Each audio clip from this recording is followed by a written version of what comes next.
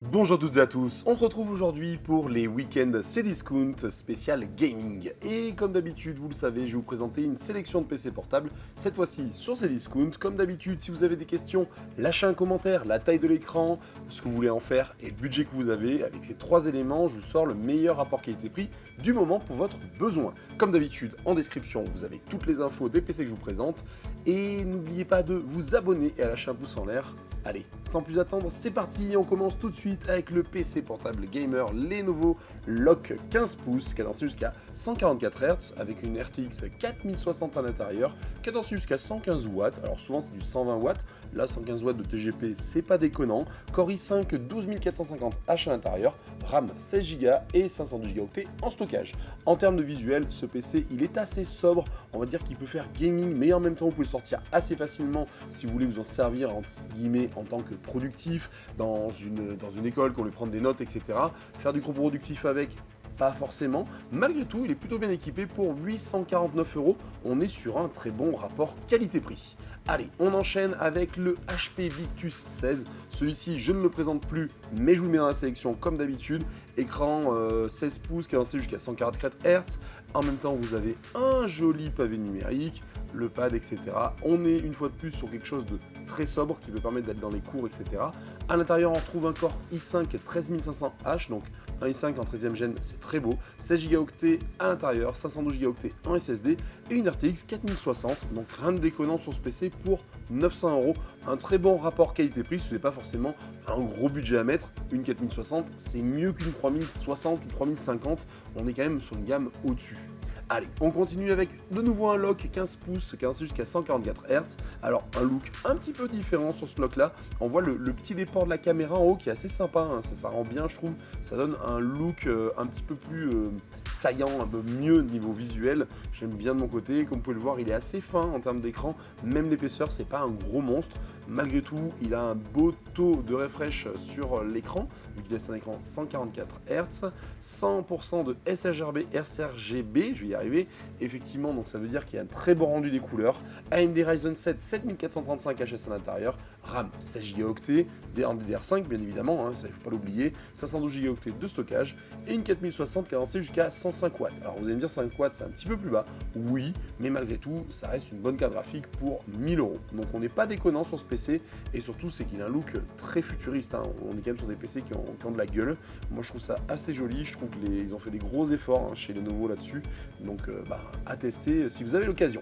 On continue avec le Eraser. Alors le Eraser, le Deputy P60, j'ai fait une vidéo, je vous mettrai le lien par là, je ne prends pas de risque, hein, je mets les deux côtés. Ce PC, il est très intéressant puisque pour 1099 € à l'intérieur, vous avez quand même une belle configuration. En termes de config, vous retrouverez un écran 16 pouces cadencé jusqu'à 144 Hz à l'intérieur, un i7 12650H, donc on est quand même sur on va dire un processeur de productif, c'est pas déconnant, 16 Go à l'intérieur, SSD 512 Go et une RTX 4070 à l'intérieur. Donc ce PC, il a un look assez sobre. On va dire que les qualités de finition sont pas forcément là sur du Eraser. Malgré tout, si vous avez besoin d'un PC pas trop cher, très puissant, celui-ci se place très bien avec une belle 4070. On est sur des PC un peu plus mastoc, hein. On le voit, il y a quand même de l'épaisseur. Malgré ça a des PC qui refroidissent bien. Donc la 4070 a un beau TGP dessus de 140 watts si je dis pas de bêtises. On va regarder vite fait si des fois dans la description on arrive à toper tout ça. Hop, on va remonter, parce que bien évidemment, il faut cliquer sur voir la présentation de voir la description technique. Et là, on voit tac tac tac des bouteilles, processeur, stockage, mémoire, RAM, communication, processeur, vidéo, RTX 4070, alors un TGP à 100 watts. Donc on n'est pas aussi bien que je l'imaginais. Malgré tout, on est sur une 4070 et un i7, donc on est sur un PC qui dit productif et en même temps un peu gaming. Donc ça va être intéressant si vous êtes un productif, vous n'avez pas un gros budget et que vous voulez faire un peu de gaming, ce PC il se place plutôt bien. Le TGP, je vous l'ai déjà expliqué, c'est le taux en guillemets de refroidissement de la puce graphique. Plus le TGP est haut en termes de watts, plus il y a de dissipation et du coup, plus ça refroidit facilement si on veut vulgariser un peu la chose. Et en fait, plus le TGP il baisse et ça veut dire que plus le PC chauffe et a du mal à refroidir ce processeur, du coup il s'auto-bride en fait. Parce qu'il faut savoir qu'à l'intérieur, la puce que vous avez dedans, c'est une puce en 120, 130, 140 watts en TGP. Mais elle se bride, en guillemets, elle est bridée par le constructeur du fait du refroidissement un petit peu light de certains ordi. Allez, on continue de nouveau un HP Victus 16 pour 1249 €. On retrouve un écran 144 pouces. Alors, je ne vous présente pas niveau visuel parce qu'on est toujours sur du Victus assez sobre. Ryzen 7 7840 HS à l'intérieur, 16 Go de RAM, 512 Go en SSD et une RTX 4070. Et ça, c'est vraiment pas mal. Plus cette 4070, je ne me trompe pas, celle-ci est cadencée jusqu'à 120 watts normalement. Est-ce qu'il nous marque un petit peu plus bas? Tac, tac, tac, tac, stockage comme d'habitude. On descend, batterie d'hiver. Oh, quelques chipsets graphiques. Non, on a loupé un truc en route. Ici 4070. Ah, il n'y a pas marqué le taux de TGP, mais je crois qu'on est sur du 120 watts là-dessus. Bon, à vérifier malgré tout. On continue avec un Victus nouveau 16, donc cadencé jusqu'à 144 Hz. Alors, on se rejoint un petit peu avec l'autre, avec un Ryzen 7, 32 Go de RAM à l'intérieur, donc on est un peu plus productif. C'est quand même sympa, 512 Go en SSD, c'est un peu dommage. Et une RTX 4070 à l'intérieur. On est reparti, on va aller voir cette 4070, qu'est-ce qu'elle donne en code taux de TGP. Mais j'ai l'impression qu'en ce moment, ils s'amusent à ne pas nous les mettre dans les descriptions.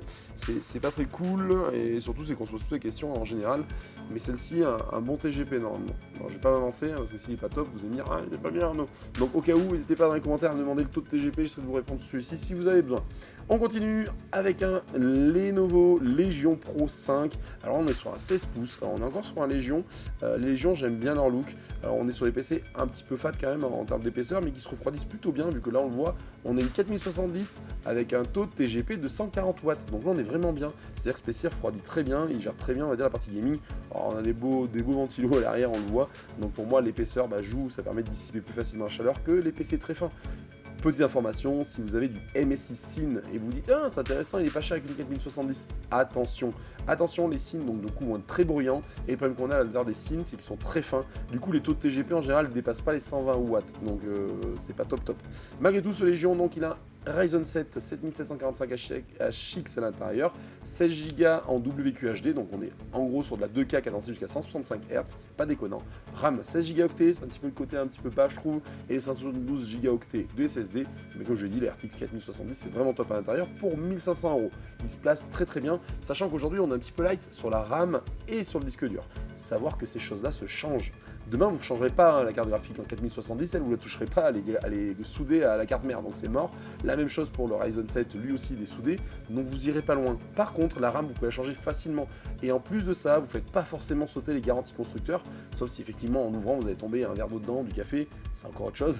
Mais aujourd'hui, vous ne devez pas forcément sauter la garantie s'il y a un problème.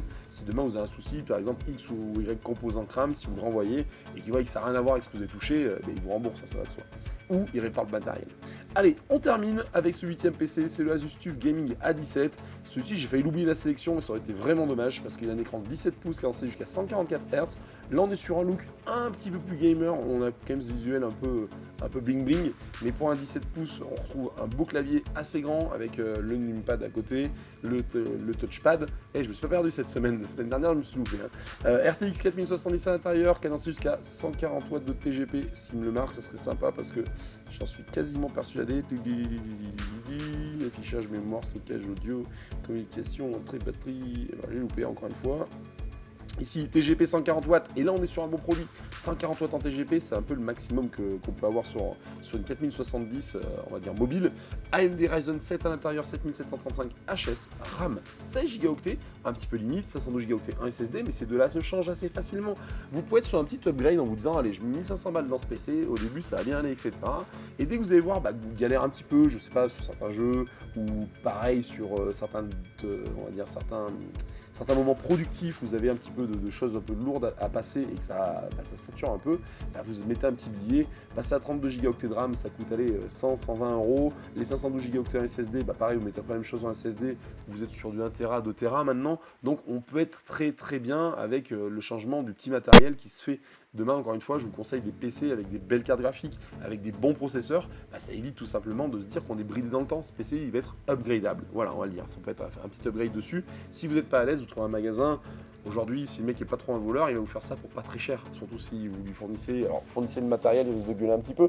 Mais si vous prenez le matériel chez lui, vous risquez de payer un petit peu plus cher. Mais aujourd'hui, voilà, c'est le prix à payer pour être quand même globalement mieux. Voilà, j'espère que cette sélection vous aura plu. J'essaie de vous faire une autre vidéo la semaine prochaine sur Cdiscount parce qu'ils vont enchaîner un petit peu les promos. Comme d'habitude, lâchez un pouce en l'air, abonnez-vous et surtout, prenez soin de vous. Et je vous dis à très bientôt pour une nouvelle vidéo. Ciao, bye bye.